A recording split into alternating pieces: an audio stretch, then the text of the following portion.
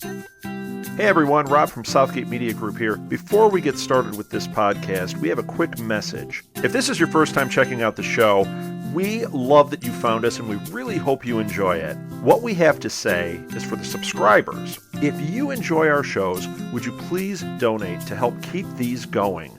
We don't want to have to put traditional ads on these shows, but this does cost money. So we really do rely heavily on donations. To make a donation to the show, please go to our website, www.southgatemediagroup.com. Go to the page for the show, and in the upper right-hand corner is a donate button. It takes you right to PayPal, and you can donate whatever amount you want. Thanks a lot for listening, everybody. And now, on with the show.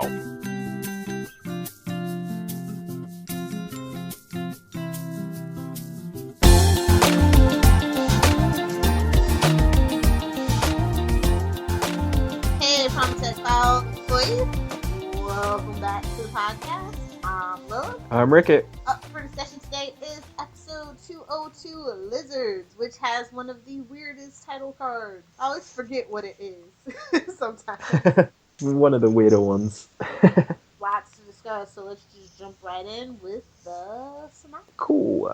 Peter tries to escape from captivity. Matt and Detective Fuller investigate the death of Kato Nakamura. Hiro does what is necessary to restore the honor of Takeo Kensei. Mohinder travels to try to treat another victim of the virus. Maya and Alejandro continue their journey to the US. Claire finds it increasingly difficult to keep her secret from West. Especially when he's such a creeper. Start the episode with Peter, who is tied up in a chair and he's being beaten by two lovely fellows named Tuco and Will. Ricky, who is the leader of this whole scallywag gang, accuses Yes, I am. of having stolen the shipment of iPods that they plan to steal themselves, which makes no sense, literally, since they found him in a really messed up condition. He tells Peter that if he just tells them where the shipment is, that they'll let him go. Peter insists that he didn't take the shipment and doesn't remember how he ended up in the cargo container. Ricky doesn't believe him. I don't. And then motions to Tuco, who continues to beat the hell out of Peter, and it's just such a satisfactory scene.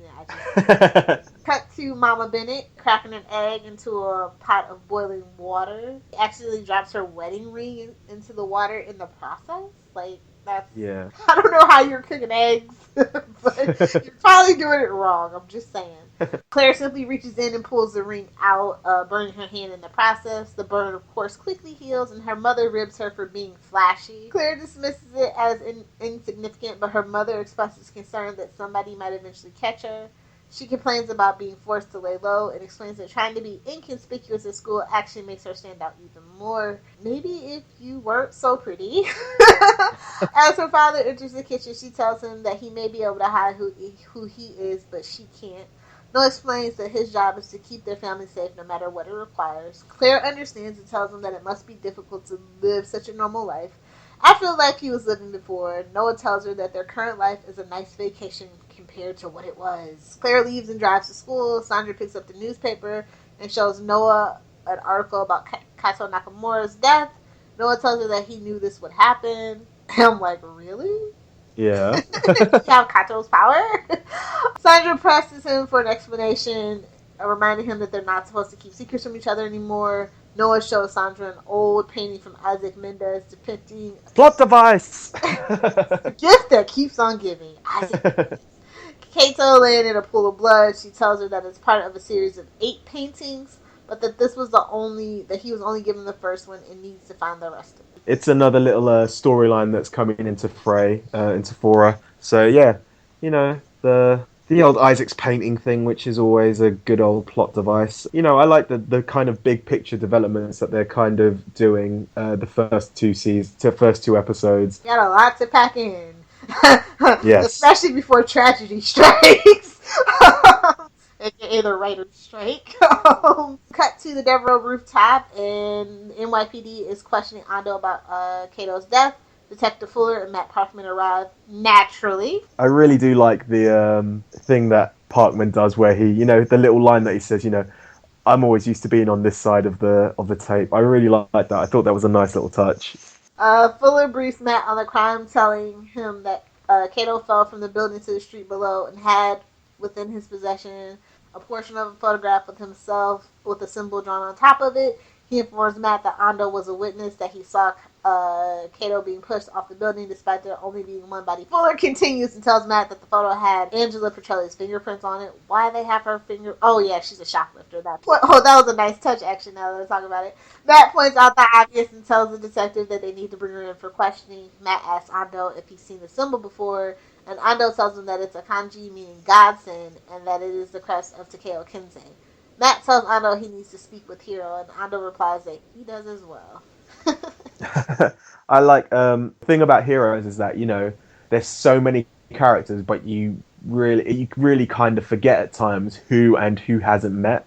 And so like this whole time when when Ando and Parkman first meet, I'm like, why doesn't he recognize him? I was like, oh wait, yeah, they have not met once. Have they? So yeah. Oh yeah, that's true. In Atsu, Japan, in 1671, Hiro asks around looking for Takezo and finds him drunk. Hiro dunks Kensei's head in a trough and tells him that he needs to go after Yako and save her. He explains that before he came back in time, Kensei is supposed to be a great warrior and that she would become his princess. Kensei tells Hiro that he looks like a fish when he talks. Hiro dunks his head in the trough again. Hiro laments that he's already ruined the past and that Kensei won't be a hero, then he'll have to. He takes Kensei's outfit and rides off. Over in Costa Verde, Claire is in school and the science teacher displays a video showing a newt regenerating a new limb. He explains that this is possible thanks to millions of years of mutations. Claire asks if it would be possible for people to be able to regenerate limbs as well. The teacher tells her that there's a lot of research going on concerning stem cells and that the next phase may involve phasing out superfluous body parts such as the appendix, wisdom teeth, and even the pinky toe. Haha, still a future reference. Anyway, Claire tells him that she's read that some people may have already developed a new genetic code and asks if it's indeed possible. Her teacher tells her that she needs a degree of genetics to answer those questions, and her classmates stare at her, but of course Wes gives her the creeper smile. Cut to Hartsdale, New York, where we see Mohinder enter Bob's office. Mohinder tells Bob that he needs to access the company's records and labs. Bob's like, yeah, but first you gotta do a little thing.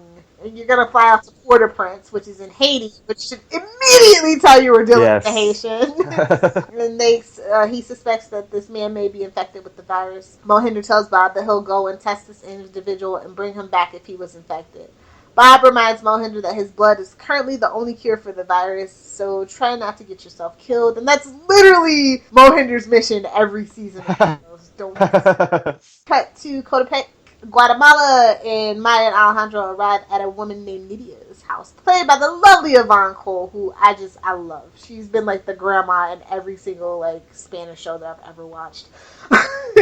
And she's even on Teen Wolf as my so it's really cool looking back at that. She welcomes them in and tells them that she remembers the day they were born. She tells Maya to rest, and then Alejandro confirms that Nydia will help them cross the river into Mexico, but explains that they have no money. She tells him not to worry and tells him to go rest up as well. Maya chastises Alejandro, telling him that they shouldn't be putting Nydia in danger by helping them. Maya worries about what will happen if her abilities express themselves again, and Alejandro tries to reassure her that he won't let it happen. He's pretty bad at keeping promises. At this point, we're back in Cork, Ireland, where a woman enters the room where Peter is being held captive. She looks a lot like Danielle Panabaker. I'm just saying, it freaks me out every time. Questions him about his necklace, and then she cleans the blood from his face. Why? I don't know. Maybe she just wants to touch him. He is pretty. And he's like, I don't know where I got this necklace. She asks him his name. He says, I don't remember that either. And then she introduces herself as Caitlin, which is just such a creepy Flash coincidence. She tells Peter that she doesn't know what Ricky's going to do to him. What are you going to do to him, Ricky? I don't know yet. But that they had a heist plan, and it was important. It was one for an important man named McSorley. Peter explains that the first thing he remembers is being found by Ricky and his accomplices, and then Tuco begins being knocked back by a spark.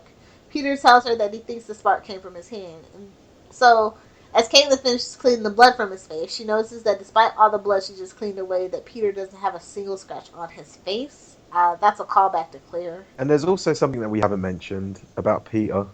His haircut. I figured you were going to do it last episode and you didn't. I know. I completely forgot. The spit curl is gone. Yeah. So we go to Port-au-Prince, Haiti. We see Mohinders searching for a man he was sent to find. He's doing a lot better at this time of searching for someone, isn't he? Like last time he was searching for the kid, he was just offering money and showing a picture. But this time he seems to... Yeah, and I think it's ever since he's decided he's not going to run anymore that, he's decided he's going to be more proactive with his searching. So, yeah. He enters the man's house and introduces him in French, and I'm like, oh, yeah. He finds the man laying sick in the bed, and it turns out to be, the Haitian. Mohinder explains that it's likely he got a rare virus, and he might be able to cure him. The Haitian tells Mohinder that he doesn't want the cure, that God gave him his gift and now has taken it away because he abuses it. Mohinder suggests leaving it to God, telling him that in all probability he may have any one of a number of viruses he cannot cure, but if he has a particular virus, then it may be a sign from God. And I'm like, well played, sir. Well played. Yes. Cut back to the Herreros. Mario wakes up and speaks to a woman that Nydia is also helping cross into Mexico. Alejandro explains that Maya is sick and that they're seeking help. The woman explains that she's a healer and might be able to help her, but Alejandro tells her that they're headed to America to meet with a real doctor. Meow. I know, right? The healer takes Maya's hand and claims that Maya's illness is new and that Maya is afraid it will spread. Using a form of telepathy, she becomes aware of the danger of Maya's powers and becomes scared, telling Maya that her powers is enough to kill the devil and that she is cursed. The healer takes her daughter and leaves, telling Nydia that they will not cross with Maya. She obviously is an Evo. But we get to a really good part, actually. We come back to Japan in 1641, and we see Yako fighting with a number of swordsmen, accusing them of not being worthy of the title of samurai. The leader tells Yako that he needs her father, but he doesn't need her. Ouch. Hiro addresses Kensei, calls out to the man, demanding that they leave Yako alone. The leader asks Hiro how he can boast of his swordsmanship when he doesn't even have a sword. Hiro tells him that he doesn't need a sword because he has all of their swords. So naturally he uses his ability to stop time and take the swords from them. The men then take aim with their bows, and Hiro laughs and tells them that they shouldn't. And before they can fire, he stops time again. Wow, he really got his powers back, huh? He didn't need that sword. And he takes the bows and arrows from them as well. He tells them to leave before he takes their clothes next, and then the men run off. And then Hiro suggests that they refer to this as the Battle of 12 Swords. Yako, believing Hiro to be Kensei, thanks him, and Hiro asks Yako to ride back with him. Yeah.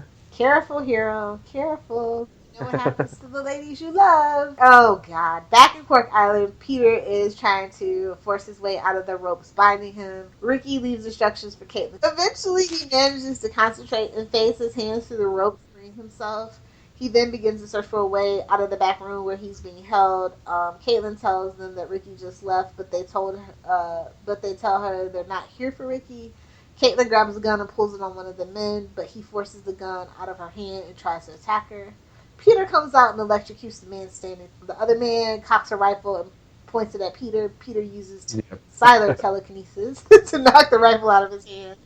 The man punches Peter in the face, but Peter punches him back using Nikki's enhanced strength, causing him to fly across the room. And Caitlin, of course, gapes her mouth in I love sheer it. This is what the fight should have been like. Him just using powers all over the place. Obviously, we don't know at this point who the electricity is from, but everything else kind of makes sense, with the amount of people he met at the end of season 1. So yeah. Back in Costa Verde, Wes comments on Claire's interest in lizards. He tells her he thinks it's cool that she's into genetics because he is too. He tries to dismiss him, but Wes tells her that she doesn't have to hide everything interesting about her.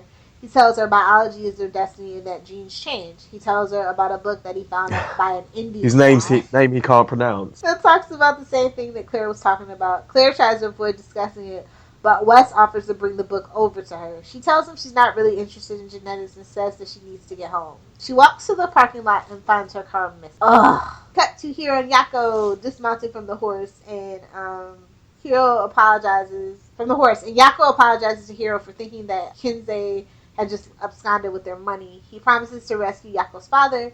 Yako praises his honor and bravery. Then they enter a clearing surrounded by cherry blossoms and talk about their beauty. Yako asks Hiro to take off the mask, but Hiro tells her that she disarms him and that he shouldn't. Tells her that his love for her will be legendary. After stopping time and taking off his mask, Hiro, don't they talk about that stupid deer in this scene too? Which, honestly, didn't look like the actual Japanese deer. They're a lot smaller. I think that's that deer, but okay, whatever. Anyway, we cut to Mohinder, who tells the Haitian that the cure is working on him, so he indeed did have the virus. The Haitian tells him that he prayed the cure would not work, and then Mohinder replies that if he were to pray, it would be for the same thing because of the danger of this virus being so widespread. The Haitian questions Mohinder about whether he believes that it was God that sent him to cure him. Mohinder explains that he has trouble believing in a God that will allow such a disease to exist. He tells the Haitian that the people he works for wants to bring him in. And then the Haitian becomes suspicious and asks Mohinder about the people he works for. When Mohinder explains that he works for a company, the Haitian remarks, there's always a company. Ain't that the truth? Suddenly the Haitian is gone as Bob is standing in front of Mohinder's desk asking him where the Haitian is. Mohinder expresses confusion and suggests that he's in Haiti. And Bob explains that they're in Haiti right now and that Mohinder has been out of contact for hours. Confused, Mohinder explains that the last thing he remembers is being in Bob's office and giving him an envelope. Bob explains that the Haitian wouldn't have been able to erase Mohinder's memory unless the vaccine had actually worked. But they should already kind of know that because he kind of sort of cured Molly. They didn't know if the Haitian had the virus. They just... Did they? All I know is that it's a pretty good scene. Like, the pan around to Bob was really good. It was like, I thought it was Hiro because it looked like time stopped for a second. I'm like, wait, what? Scene is continued kind of in The Crossroads, which is the graphic novel that accompanies this episode. So yeah, and then more good stuff happens towards the end of the episode, but we'll talk about that when we get there. Okay, so back to the Herreros. Maya, Alejandro, and Nydia approach the Mexican border. Nydia opens up a tube that runs beneath the river, and Maya follows. Before Alejandro can follow, the police arrive. Maya and Nydia crawl through the tube, leaving Alejandro still hiding in the bushes. Nydia tries to convince Maya to keep going, but Maya's abilities begin to manifest again, causing Nydia to fall to the ground, choking. Maya calls for Alejandro and waits by Nydia. Alejandro arrives and takes Maya's hand. As he sings to her, Alejandro's ability begins to manifest, causing the liquid coming from her eyes to disappear. Nydia tells him that Hill was right and that they're both evil before crossing back under the river through the tube. And I'm like, wait, why is Alejandro... He said, stupid cow. There was something I was thinking about when I watched this part, and I think it's I believe the original plan was that the cure for the virus was going to be found via Maya. Am I right? I have no idea. I'm sure I read somewhere that the cure was meant to be found through Maya, and she was meant to have a bigger part in season 2 before the writer's strike. But wouldn't it make more sense for the cure to be found through Alejandro? But yeah, like we said, he's this season's Isaac. Hashtag heroes logic. Exactly. Sorry, I thought it was an interesting little power, but then at the same time, it's kind of insulting that a girl's power is her tears. I never even thought about it that way. maybe if it were done the other way round, it would have been a bit more like the thing. But you know, I literally thought about that while we were live tweeting it. So yeah, they're twins, life and death. Ha ha ha. Sorry. It's just the way that we're palming off like the writers, like they're twins, life and death. Ha ha. They probably thought about that for like ages, didn't they? And here we are, just like poo-pooing on their ideas. Anyway, yeah. Clara tells him not to freak out, and she goes on to explain that her car was stolen. And then she kind of sort of hints for another car, and then he goes off on her, saying, you have to be perfect. You can't, I have to trust you, and, blah, blah, blah. So, whatever. Whatever, poo-poo on that scene, actually. She's all like, dude, just you want it to be normal so bad. Now you have it. But I think that might have to do with, like, her being able to say, like, I've said this before, but her saving the world kind of will probably give you a bit of a complex, a bit of a hero complex. And so she's just trying to, like, learn more about herself, and that's all she really wants to do. And it's a good discussion between them, because obviously she wants, like, they've basically switched sides, I guess. Whereas, no, they haven't, but, it's kind of a good little dilemma. Like, she's got a natural curiosity now, and, she wants to know about how her powers can help save the world, and if they can. But at the same time, he's like, well, if you do that, then you're going to be tortured, and you're going to be, like, kept as a guinea pig. So he's still season one Noah Bennett in the fact that he's trying to, keep her safe. But the only way he knows how to do it is through fear. So yeah, I felt like this was this whole little speech was only foreshadowing for a certain somebody in retrospect. yes, So I think that's exactly. probably why I don't like it. And she's kind of back to being whiny and petulant.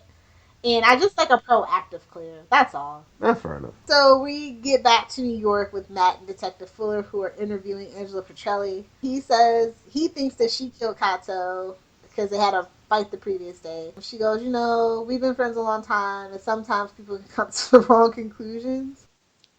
Fuller states that Angela is a major stockholder in Yamagato Industries, which has been doing poorly recently. Matt tells Angela that common motives for murder include money and sex. Angela tells him that she doesn't need the money and hadn't slept with him in a long time.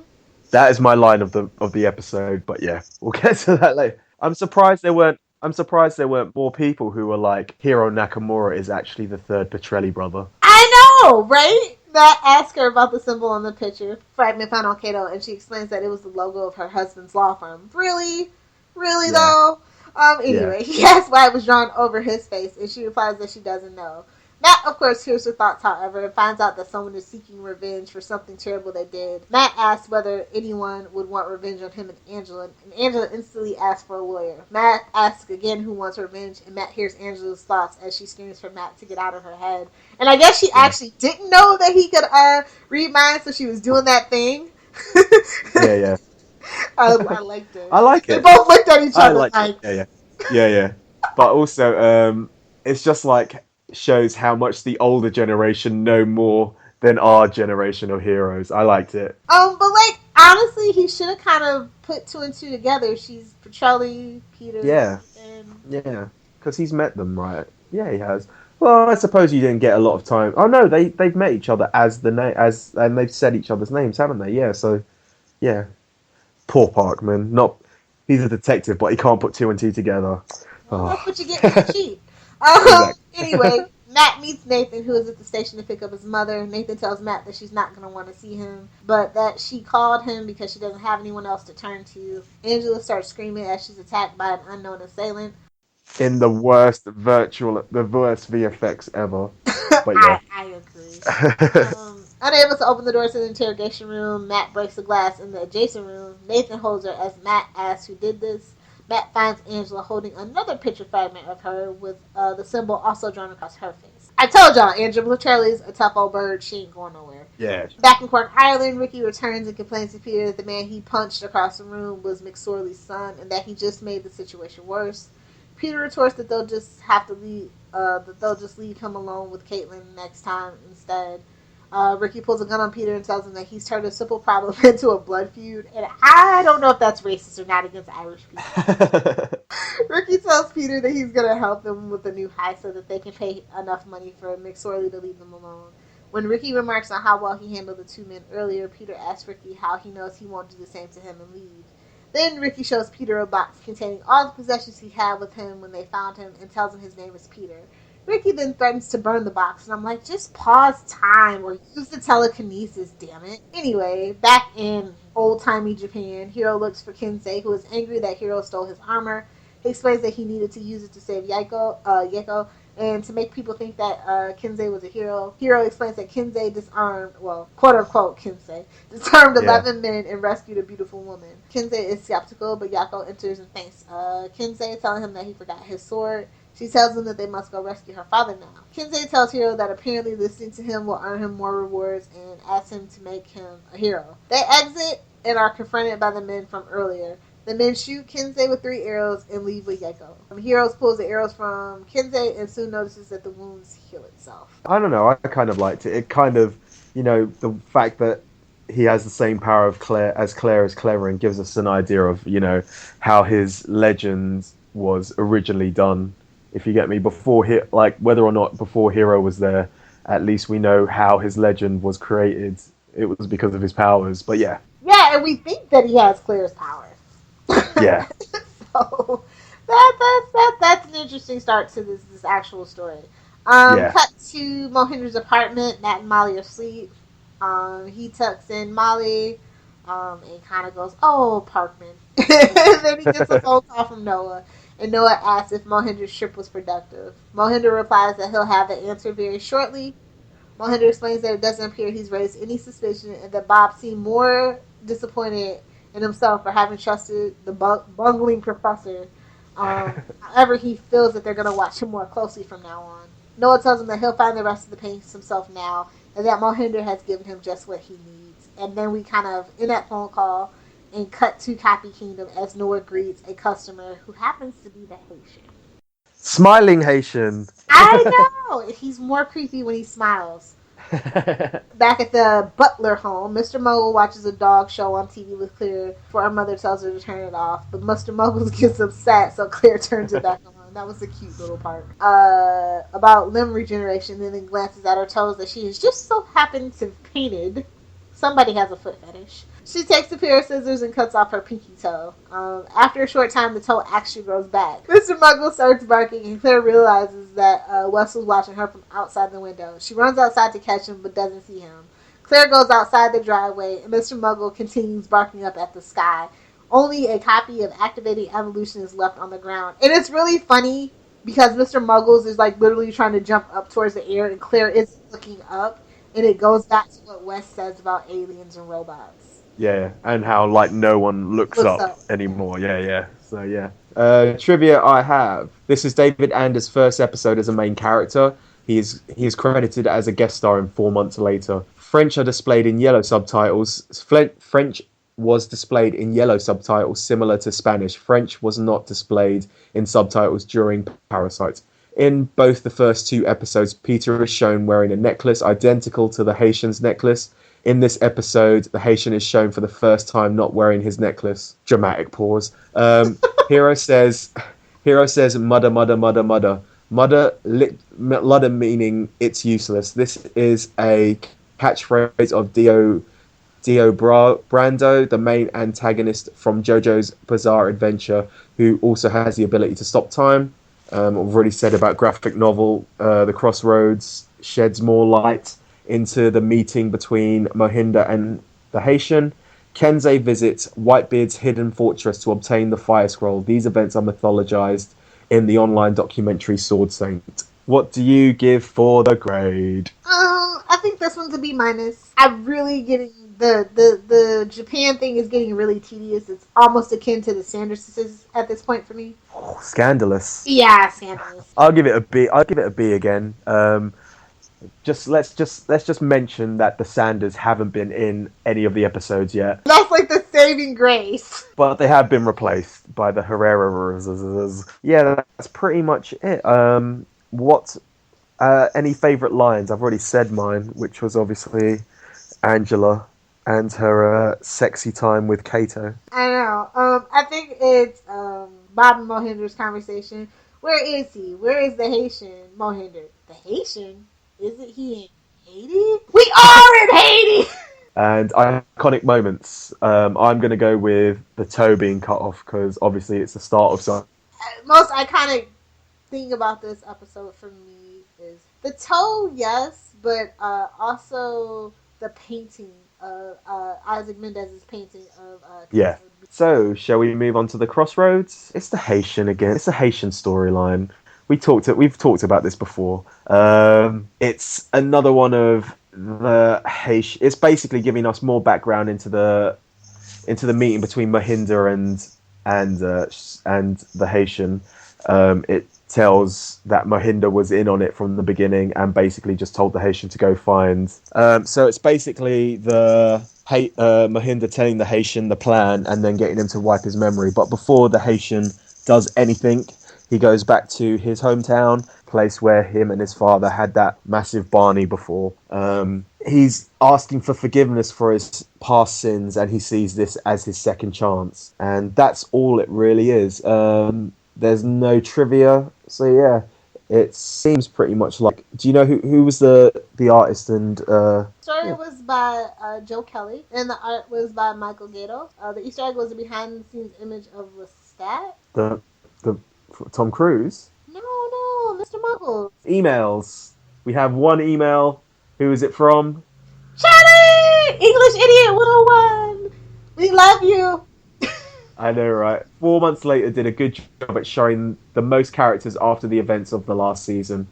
I think it's better that Claire and Noah are in California, but Matt and Mohinder living with Molly is the best change. I couldn't care less about the Herreras. Lizards is an okay episode. I like how Claire actually shows some knowledge and is herself, but Wes is such a stalker. I love the Mohinder and Haitian and the Haitian plot twist with HRG. Didn't see it coming the first time. Peter being an amnesiac is a good plot story. Overall, I think it's just a slow start, but good content. Once again, thank you very much, Charlie. Yes. Okay, so let's get on to shameless plugs and self-promotions. Also, actually, before we start on that, me and Lilith are thinking of doing another Google Hangout, but for live reactions of us watching the first couple of episodes. Let us know if you think that will be good content and if you'd like to see that. So yeah, and we'll probably do another live tweet on the Saturday of the episode we've just watched, and then do another podcast. So yeah, let us know. Or if you think that we should do a Google Hangout every week when the new season starts up, let us know. We can only do as much as you guys let us know. So and the way you can let us know, you like that segue right there. The way you can let us know is emailing us at primatechfiles@gmail.com. You can also email us any of your thoughts on the Heroes Eps, any Primatech episodes, or questions about the show, or for me and Lilith, your hosts. You can listen to us on iTunes and Stitcher. Make sure you search Primatech Files. On iTunes, make sure you download, subscribe, rate, and review.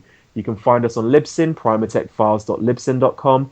Find us on SoundCloud, just favorite Southgate Media Group. You can also find Southgate Media Groups on iTunes for more podcasts on TV and popular culture, and their website is southgatemediagroup.com. You can learn more about the host, keep up to date with the podcast, and read weekly blogs. You can find us on our social medias, which are Tumblr, primatechfiles.tumblr.com, facebook.com/primatechfiles. We live tweet 2 episodes every Saturday. Just follow Primatech Files on Twitter to find out which episodes, and use the hashtag Primatech Files to join in the conversation. We've just finished episode 2, and the people who tweeted along, faved, or retweeted were Sky Larathis,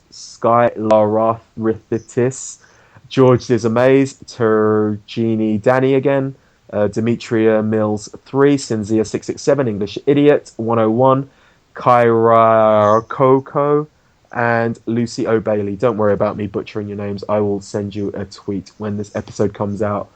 You can also find my writing at quanmagazine.com and thepeoplesmovies.com. And you can also find me on tvbinges.com, which is where I do most of my writing. Check it out. We have monthly binges, and you can vote for them just before. So let us know your say. Finally, you can find me on Twitter at Ricky J. Diaz. Lilith? Oh, you can find me on Twitter at Lilith Hellfire. You can find me on the new Tumblr. It's lilithhellfire.tumblr.com. Then you can check out my blog, Little Pop Culture, vulture.blogspot.com, which is dedicated to comic book geeks and pop culture junkies alike. Ricky, take us out. Download the podcast, save the world.